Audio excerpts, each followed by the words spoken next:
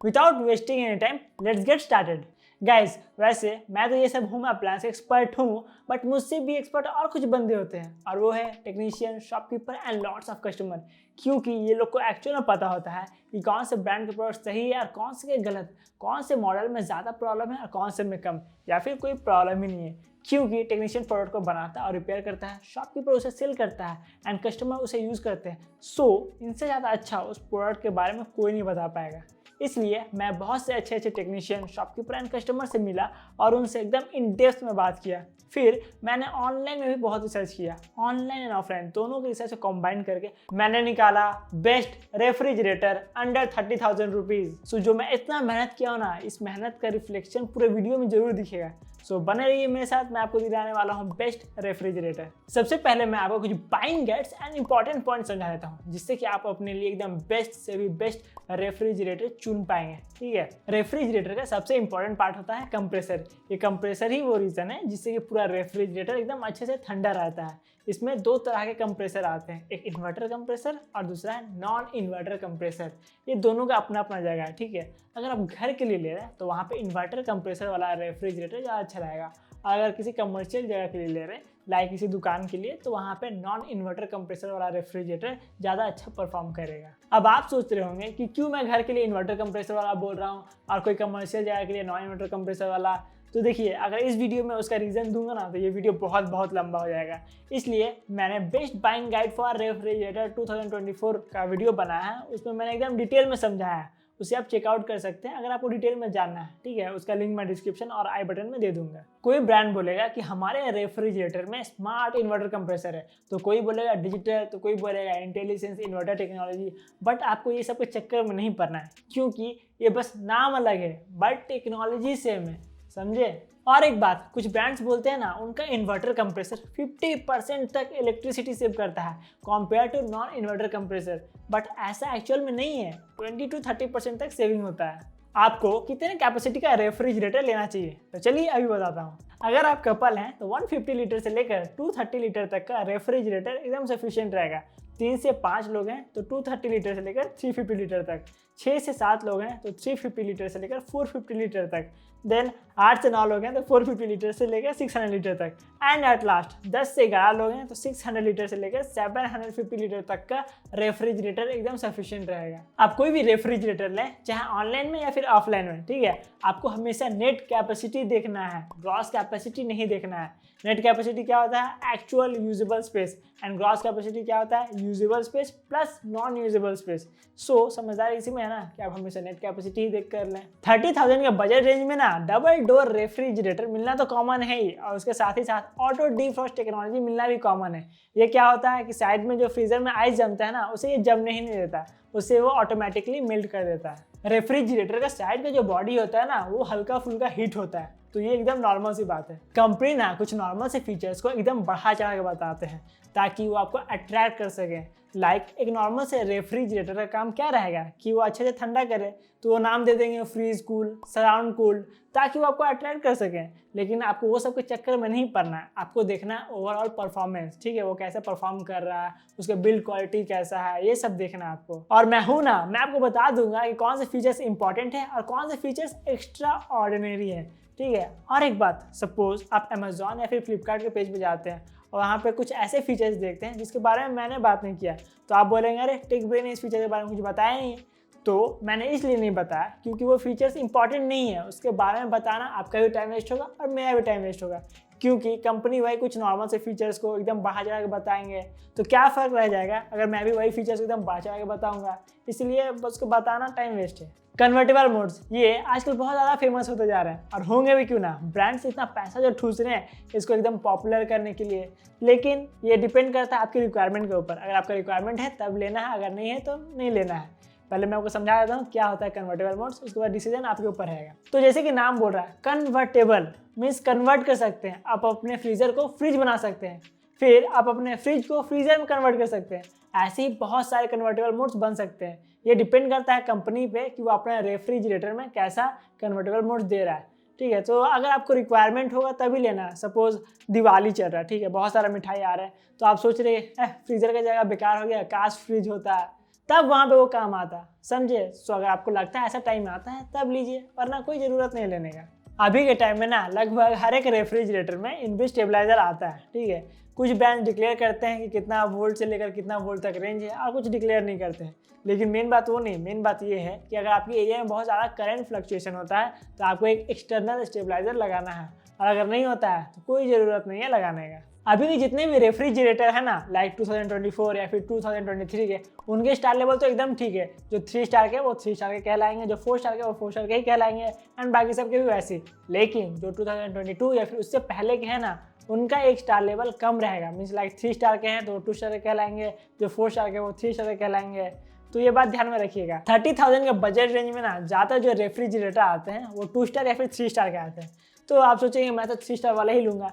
हाँ लीजिए, अच्छी बात है, बट 3 स्टार एंड 2 स्टार में ज़्यादा कुछ डिफरेंस नहीं है। वो डिफरेंस है बस लगभग 60 यूनिट का। तो मुझे नहीं लगता कि कुछ बहुत बड़ा डिफरेंस है। तो आप 2 स्टार या 3 स्टार जो भी ले अच्छा ही रहेगा। आफ्टर सेल सर्विस, ये डिपेंड करता है आप कहाँ रहते हैं। लाइक अगर आप Tier 1 सिटी में रहते हैं, मीन्स डेवलप्ड एरिया में, तो लगभग वहाँ पे हर एक ब्रांड का सर्विस अच्छा ही मिलेगा। लेकिन अगर आप Tier 2, Tier 3 या Tier 4 यानी कि अनडेवलप्ड एरिया में रहते हैं, तब वहाँ पे दिक्कत आ सकता है। और वो दिक्कत कब आएगा? अगर आपका घर सर्विस सेंटर से बहुत ज़्यादा दूर है, तब दिक्कत आ सकता है। सो इस दिक्कत से ओवरकम करने के लिए आपको बस कस्टमर केयर नंबर पर कॉल करना है और उनसे पूछ लेना है कि उनका सर्विस सेंटर कहाँ पे है। सो इससे आपको एक रफ आइडिया मिल जाएगा कि उनका आफ्टर सेल सर्विस कैसा होने वाला है। सो अब सारे पॉइंट्स होते हैं खत्म। अब मैं आपको बताता हूँ टॉप 5 बेस्ट नहीं, टॉप 4 बताऊंगा, क्योंकि 5 बेस्ट है ही नहीं। पूरा अच्छे से ढूंढा, रिसर्च किया, नहीं मिला, 4 है, ठीक है। तो top 4 best refrigerator under 30,000। 4th number पे आता है गोदरेज का रेफ्रिजरेटर। 2 स्टार रेटिंग के साथ इसका नेट कैपेसिटी है 308 लीटर, जिसमें फ्रीजर कैपेसिटी है 65 लीटर एंड फ्रिज कैपेसिटी है 243 लीटर। 276 यूनिट्स इसका पर ईयर इलेक्ट्रिसिटी कंजम्पशन है। अब आप सोच रहे हैं बस 276 यूनिट्स ही तो है। तो देखिए बात ये है ना, ये 276 यूनिट्स मीन्स स्टार लेवल पे जितने भी यूनिट्स दिए रहते हैं ना, वो एक टेस्ट कंडीशंस में निकलते हैं। वो ब्यूरो ऑफ एनर्जी एफिशिएंसी उसे टेस्ट करते हैं कुछ घंटों के लिए, जिससे कि वो एक कंक्लूजन देते हैं कि एवरेज ये इतना इलेक्ट्रिसिटी कंज्यूम करेगा। बट ये टोटली डिपेंड करता है आप कितना यूज़ करते हैं। अगर ज़्यादा यूज़ कीजिएगा तो ज़्यादा आएगा, कम यूज़ कीजिएगा तो कम आएगा।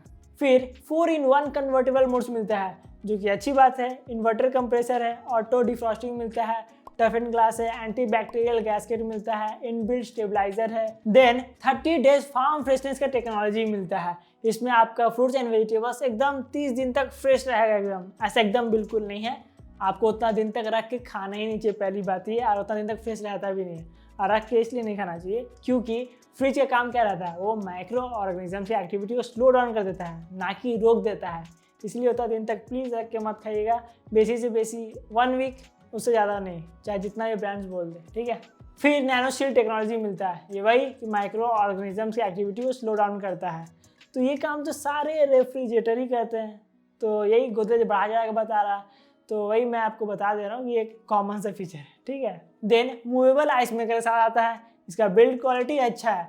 वारंटी पैकेज की बात करें तो 1 ईयर की कंप्रिहेंसिव वारंटी एंड 10 ईयर्स की वारंटी ऑन इन्वर्टर कंप्रेसर में मिलता है। देन इसका रिव्यू की बात करें तो ऑनलाइन एंड ऑफलाइन इसका रिव्यू अच्छा रहा। प्राइस जस्टिफिकेशन की बात करें तो करंटली इसका प्राइस चल रहा है 30,990 रुपीज़, जो कि डिस्काउंट लगा के आपको ऑब्वियसली 30,000 के नीचे में इजीली मिल जाएगा, क्योंकि रिजनेबल रेट है।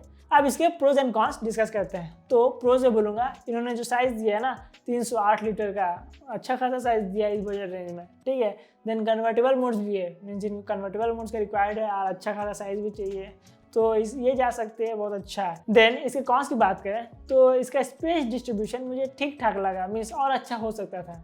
फिर इन्होंने बहुत फैंसी नेम का यूज़ किया है, मीन्स उतना नहीं करना चाहिए था, तो ये दूसरा एक थोड़ा सा कम था। देख रहे ना कितना अच्छा क्वालिटी कंटेंट देने की कोशिश कर रहा हूँ। सो प्लीज़ गाइस चैनल को सब्सक्राइब कर दीजिए एंड वीडियो को लाइक कर दीजिए प्लीज़, बहुत मेहनत करके वीडियो बनाते हैं। 3rd नंबर पे आता है व्हर्लपूल का रेफ्रिजरेटर। 3 स्टार रेटिंग के साथ नेट कैपेसिटी है 308 लीटर, जिसमें फ्रीजर कैपेसिटी है 73 लीटर एंड फ्रिज कैपेसिटी है 235 लीटर।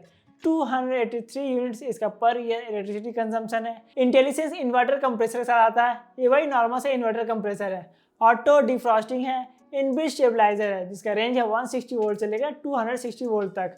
टफन ग्लास है, एंटी बैक्टीरियल गैस्केट मिलता है, टच यूआई पैनल है। इससे आप क्या कर सकते हैं कि रेफ्रिजरेटर में टेम्परेचर कम बेसी थोड़ा कर सकते हैं। ठीक है, कन्वर्टेबल मोड्स नहीं है, ध्यान रखिएगा। आइस इन 85 मिनट्स मीन्स ये आपको आइस 85 मिनट्स में बना के दे देगा, जो कि अच्छी बात है। देन कूल पैड मिलता है। ये कूल पैड क्या होता है समझाता हूँ। कूल पैड जैसे कि नाम बोल रहा है, कूल रहता है वो, ठीक है, ठंडी को रिटेन करके रखता है। जब लाइन कट जाएगा तब ये काम आएगा। ये ठंडी को रिटेन करके रखा था, लाइन कट गया, अब ये ठंडी को उस टाइम रिलीज करेगा, जिससे कि फ्रीज़र में एक अच्छा खासा टेम्परेचर मेंटेन रहेगा। और अच्छा खासा टेम्परेचर मेंटेन रहेगा तो आपके फ्रीज़र में जो भी सामान रखा रहेगा वो ख़राब नहीं होगा। तो ये अप टू 17 आवर्स तक ठंडी को रिटेन रखेगा लाइन कटने के बाद भी। 17 आवर्स तक उतना नहीं होता है, लेकिन 14-15 घंटे तक हो जाएगा, जो कि अच्छी बात है। इसका बिल्ड क्वालिटी अच्छा है। वारंटी पैकेज की बात करें तो वही 1 ईयर की कंप्रेहेंसिव वारंटी, 10 ईयर्स की वारंटी और इन्वर्टर कंप्रेसर पे मिलता है। देन इसका रिव्यू ऑनलाइन एंड ऑफलाइन में अच्छा रहा। प्राइस जस्टिफिकेशन की बात करें तो करेंटली इसका प्राइस चल रहा है 31,000 रुपीज़, जो कि डिस्काउंट लगा गया वो 30,000 के नीचे में इजीली मिल जाएगा। एंड हाँ, रीजनेबल रेट भी है। अब इसके प्रोज एंड कॉन्स की बात करें तो प्रोज में ऑब्वियसली इसका साइज़ अच्छा खासा दिया है इन्होंने, 308 लीटर का, ठीक है। एंड स्पेस डिस्ट्रीब्यूशन भी मुझे अच्छा लगा। अब देखिए, आप ही खुद देखिए। देन इसका कॉन्स की बात करें तो इसमें मुझे कुछ कॉन्स नहीं लगा, लेकिन अगर आप इसका पेज खोलेंगे, ठीक है ना, अमेजोन या फ्लिपकार्ट पे, तो देखेंगे बहुत सारा फीचर्स मिलेगा, ठीक है। और मीन्स नॉर्मल से फीचर को इन्होंने बहुत बढ़ा चढ़ा के बताया, जो कि फैंसी नेम से, तो वो सबको इग्नोर कीजिएगा। बस ये एक छोटा सा मुझे कॉन लगा। सेकंड नंबर पे आता है सैमसंग का रेफ्रिजरेटर। 3 स्टार रेटिंग के साथ इसका नेट कैपेसिटी है 256 लीटर, जिसमें फ्रीजर कैपेसिटी है 53 लीटर एंड फ्रिज कैपेसिटी है 203 लीटर। 231 यूनिट्स इसका पर ईयर इलेक्ट्रिसिटी कंजम्पशन है। कन्वर्टेबल मोड है, जो कि अच्छी बात है। डिजिटल इन्वर्टर कंप्रेसर के साथ मिलता है, ये वही नॉर्मल सा इन्वर्टर कंप्रेसर है। ऑटो डिफ्रॉस्टिंग है। इनबिल्ट स्टेबलाइजर मिलता है, जिसका रेंज है 100 वोल्ट से लेकर 300 वोल्ट तक। टफन ग्लास है, एंटी बैक्टीरियल गैस्केट है। इसका बैक क्लीन नहीं मिलता है, ठीक है। सोलर कंपेटेबल है। देन कूल पैक है। ये कूल पैक वही कूल पैड की तरह है, मीन्स ठंडी को रिटेन करके रखेगा, ठीक है ना। जब लाइन कट जाएगा तो वही रिलीज करेगा, जिससे कि फ्रीजर में खाना खराब नहीं होगा। और इसका लिमिट है अप टू 12 आवर्स तक, जो कि अच्छी बात है। देन मूवेबल आइस मेकर है। आइस मेकर को आप जहाँ मर्जी वहाँ रख सकते हैं। इजी स्लाइड शेल्फ है। इजी स्लाइड शेल्फ क्या है, स्लाइड करके शेल्फ को आप बाहर निकाल सकते हैं, जिससे कि पीछे का जो खाना रहेगा ना उसको रीच करना इजी रहेगा। Then power cool and power freeze button है। ये दोनों बटन बहुत काम के, समझाता हूँ। पावर कूल क्या करता है, फ्रीज सेक्शन को बहुत जल्दी ठंडा कर देता है, मीन्स अच्छा खासा ठंडा हवा ब्लो करता है फटाक से, जिससे कि फ्रीज सेक्शन अच्छा खासा ठंडा हो जाएगा। देन पावर फ्रीज बटन, ये फ्रीजर में एकदम ठंडा हवा ब्लो करेगा, जिससे कि फ्रीजर एकदम जल्दी से ठंडा हो जाएगा, जो कि अच्छा फीचर है। इसका बिल्ड क्वालिटी अच्छा है। वारंटी पैकेज की बात करें तो 1 ईयर की कंप्रिहेंसिव वारंटी एंड 20 ईयर्स की वारंटी ऑन इन्वर्टर कंप्रेसर पे मिलता है, जो कि अच्छा खासा वारंटी पैकेज है। देन इसका रिव्यू की बात करें तो ऑनलाइन एंड ऑफलाइन इसका रिव्यू बहुत अच्छा रहा। प्राइस जस्टिफिकेशन की बात करें तो 30,000 रुपीज़ इसका करेंटली प्राइस चल रहा है, जो कि ऑब्वियसली रीजनेबल रेट है। And pros and cons discuss करते हैं तो प्रोज में बोलूँगा कि बहुत सारे फीचर्स दिए इन्होंने। Easy slide self, cool pack, ठीक है ना, तो अच्छा खासा फीचर्स दिया इन्होंने। देन कॉन्स की बात करें तो एक कॉन ये है कि इसका बैक क्लीन नहीं है, सेफ क्लीन बैक नहीं है। मतलब समझ नहीं आया, 30,000 का बजट रेंज में देना तो चाहिए था ये, ठीक है। एंड दूसरा ये कि कंपेयर टू अदर्स इसका ओवरऑल कैपेसिटी थोड़ा सा कम है, ठीक है ना। अब आपके रिक्वायरमेंट के ऊपर डिपेंड करता है। गाइज, ये सब वीडियो बनाने में टेकबेरी फैमिली बहुत मेहनत करते हैं। पूरा इन डेप्थ में रिसर्च करना, बहुत सारे अच्छे टेक्नीशियन, शॉपकीपर एंड कस्टमर से बात करना और उनसे एकदम इंपॉर्टेंट बात जानना। इसके रिटर्न में मैं उन्हें पे भी करता हूँ और हमारे और भी बहुत सारे खर्चे होते हैं। इसके रिटर्न में आप लोग हमें सपोर्ट कर सकते हैं और उसमें आपका एक पैसा भी नहीं लगेगा। मैंने हर एक प्रोडक्ट का लिंक डिस्क्रिप्शन में दे दिया है। अगर आप वहाँ से परचेस करते हैं तो हमें वहाँ से थोड़ा सा कमीशन मिलेगा, वो भी प्राइस में एक पैसे के चेंज हुए बिना। इससे हम लोगों को बहुत सपोर्ट मिलेगा। So please support us guys. First number पे आता है LG का रेफ्रिजरेटर। 3 स्टार रेटिंग के साथ इसका नेट कैपेसिटी है 272 लीटर, जिसमें फ्रीजर का कैपेसिटी है 58 लीटर एंड फ्रिज का कैपेसिटी है 214 लीटर। 236 यूनिट इसका पर ईयर इलेक्ट्रिसिटी कंजम्पशन है। कन्वर्टेबल मोड है, मीन्स आप अपने फ्रीजर को फ्रिज में कन्वर्ट कर सकते हैं। स्मार्ट इन्वर्टर कंप्रेसर है, वही नॉर्मल सा इन्वर्टर कंप्रेसर।